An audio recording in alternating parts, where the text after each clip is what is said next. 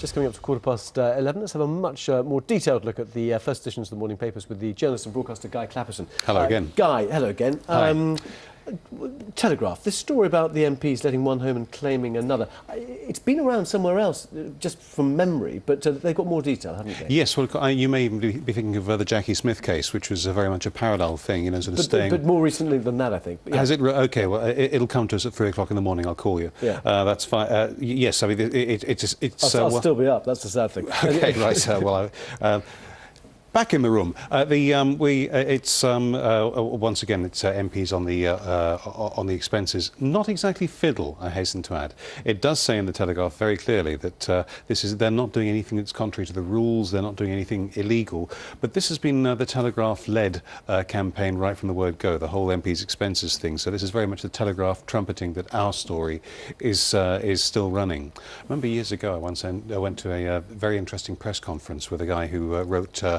Game software, and he said the problem with all the financial systems, including this one, is they weren't written by people who understood game software, who the first thing they thought was people will start to find where the weak points are. They'll start to find out how they can cheat any system if you put people in. And it seems that with this, with the banks, with everything, that's exactly what's happening. So the allegation is that they own their own houses, Yep. they're renting those out, and they're using taxpayer money allowances To subsidise because they're renting somewhere else. Yes, and I think the whole thing started off when the MPs were told many years ago that I can't remember which party it was under at the time, and it doesn't really matter, but were told that it would be politically unacceptable for them to have large pay increases. Therefore, they were advised officially to use their expenses to boost this thing up, and you can't just make a culture like that go away. I think it was under Thatcher, actually, wasn't it? Where I believe it was. Yes, yeah. OK, onto the Mail. That story, of course, on the front page. This picture here of a Labour MP making thousands renting flat to a colleague. Yes, the Telegraph does make it clear that they are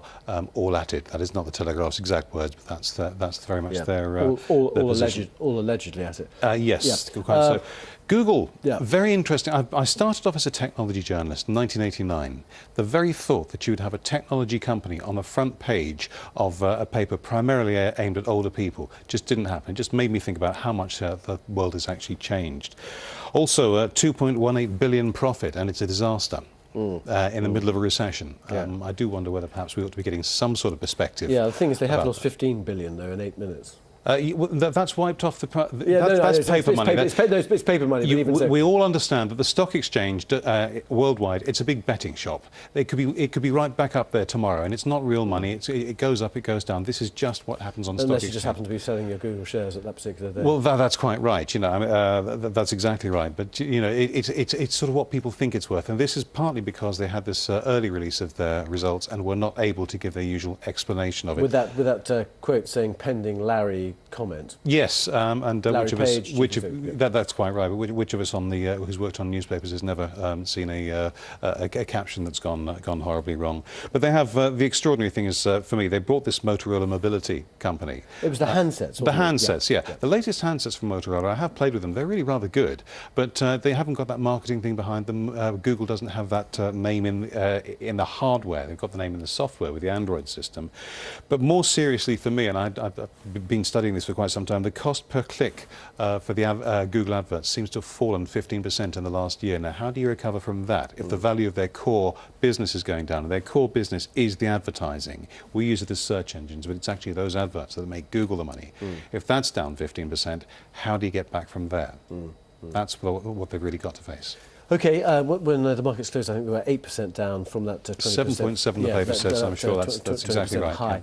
Yeah. Now, the Times, well, two stories, but I suppose it's the Jimmy Savile email, which is potentially the most explosive. Yes, the Jimmy Savile email, as we were discussing earlier, the early suggestion from Newsnight was, from Newsnight and indeed from Mr Entwistle, the controller of the BBC, was that they backed off broadcasting the Jimmy Savile allegations because it had focused on the police and not because it had knocked on Jimmy Savile. That appears to be turned on its head by this email from a PR person who is not within the BBC, who is not available for a press spokesperson. That's right, isn't it? Who's not available available for comment.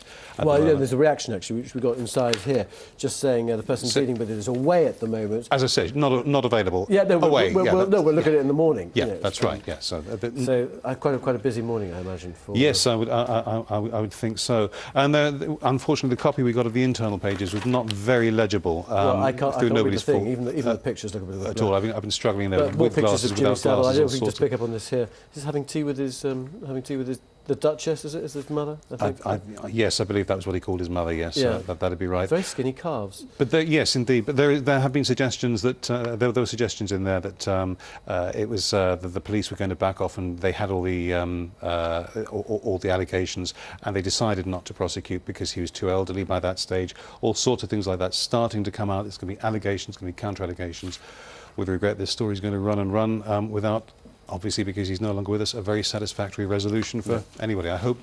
Obviously, I hope the victims get closure somehow. Alongside that, on the Times front page, retreat over Cameron's energy tariff promise. Although he hasn't resigned from it, has he? I mean, he came out again saying today he still would Well, find he rephrased very carefully. He said they would get the best deals. Yesterday it was going to be deals. we will force the power companies to give people the cheapest tariffs possible, or the best of their offers. Yeah. Now, of course, the big concern was that will that actually mean that they are then incentivised not to make particularly low offers because it'll automatically have to shift every customer onto them? Will they be able to afford to have a super low tariff if suddenly every customer is forced to go? It also seems to go against the spirit of a Tory-led coalition. This idea of competition and the markets finding their own rate. If you're going to force all these companies to sort of offer the cheapest or the best deals. Yeah, it depends on whether he meant force companies to offer the best of their deals. Therefore, if I'm with company A and company B is offering their best deal is better than company A's best deal, I can still switch.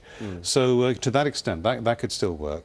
It's the fact that he seems to have caught everybody on the hop with this, and they didn't know this was going to happen, and they all want their mum and things I was reading like somewhere today, in fact, that dual fuel bills, if you pay online with some companies, are 50% cheaper than if you don't.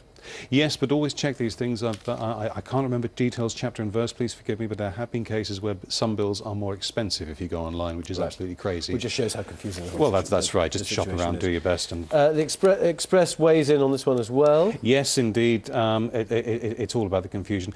Possibly worth noting because the Express is a traditionally conservative newspaper, and suddenly you've got yes, Mr. Cameron seems to have made a bit of a mess, put his foot in this one as well. David Cameron's pledge to tackle Britain's soaring household energy bills descended into shambles yesterday. It says that's not something I would have expected to read from them a couple of years ago. But fair dues.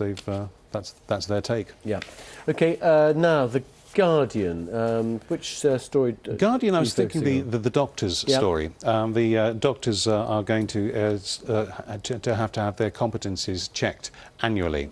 At the moment, they don't have to have them checked at all once they pass their, once they become GPs, I suppose. Yeah. Now, they do spend an awfully long time studying for those, and, it's not something you do by correspondence. No, and the BMA is often seen as a sort of, really a sort of closed shop, isn't it, for the doctors and it is. The General Medical Council, But you do start to think at some point, people make an announcement like this, and you think, weren't they already? You can actually have 40 years, and I'm sure that vast majority of doctors are very assiduous and keep absolutely certain that they are up to date the whole time with their skills and knowledge. But, the fact that there's been nobody keeping a check on them, nobody verifying this... so it's like a 5-yearly MOT, isn't it? Yes, that's right. I'm sure most doctors will willingly submit to that because, if you are falling behind or something, you want to know about it in any job. It's particularly one as important as that. Yeah, Neil Dixon, formerly of this parish, BBC Chief Executive of the GMC, said it was a historic moment, the biggest change in medical regulation for more than 150 years. And the GMC is going to be responsible for the revalidation, which will be on the basis of a dossier of evidence of a doctor's competence compiled over 5 years. Yeah, that's right. So it's a very big change, biggest at 150, possibly a little bit of hype there, but sort of nonetheless very, very major. And as long as it can be funded, which is the obvious thing obvious concern, I don't see a downside to this. Alongside this, I want to be a force for change. This is the interview with Orlando Cruz, the first gay boxer. Oh, well, first, acknowledge gay boxer. Yes, First, yes, it's very, very moving quotes on the cover from him. I must read this tomorrow. He's taken some time to, and he's been going through counselling to get himself to the point where he can come out and say this. But his bottom line, I suppose, is that people have died through two means. First of all, there's been gay boxers, or gay men, gay people generally, but particularly in that sort of hothouse of macho-ness, who have actually taken their own lives because they can't face who they are.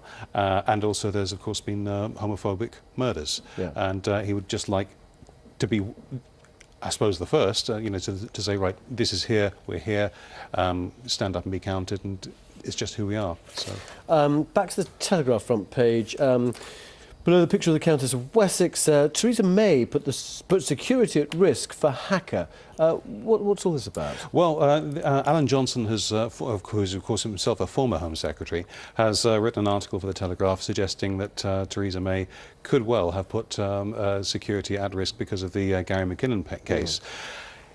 I haven't read the whole article, but it does read rather as if he's justifying his original decision and saying, this is why I said this, this is the medical evidence I saw, this is why nothing has changed. Because the McKinnon case aroused an awful lot of sentiment, an awful lot of feeling, an awful lot of reaction. He's got mild Asperger's, claims he was looking for UFOs, but caused, what, $800,000 worth of damage, I think, on Pentagon computers. He did, and the medical, there is some medical evidence to suggest he might actually take his own life should he be taken to the US. But you do wonder whether Alan Johnson is actually justifying his own decision in the first place, and indeed Theresa May's original decision.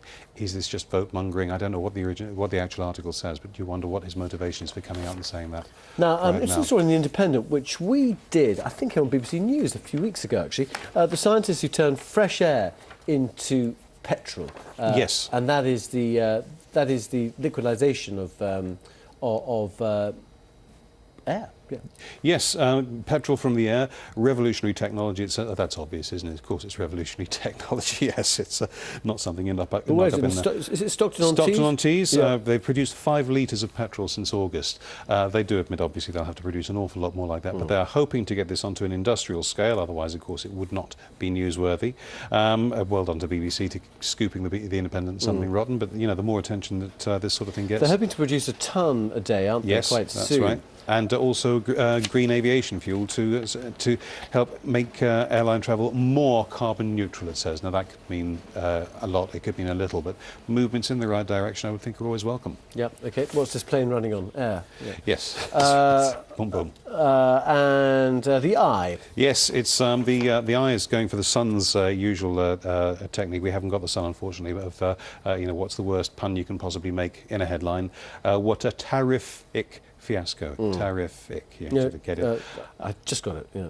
Yes, that's right. I thought you might. I gave you a second there. But yes, you got. You do feel for the Prime Minister at times. When you're out and you're on when there's going to be a photo image, just put your hand up to your face once, and they'll snap it, and there'll be a confusion story.